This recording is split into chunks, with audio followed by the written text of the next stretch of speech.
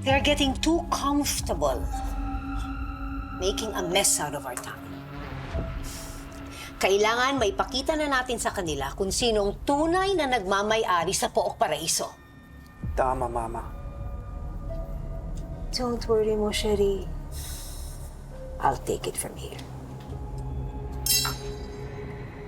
Kailangang maging ganap ang paghahari ng mga Kastilyo sa Pook Paraiso. At kailangang maging ganap ang paghihiganti ko kay Totoy Bato.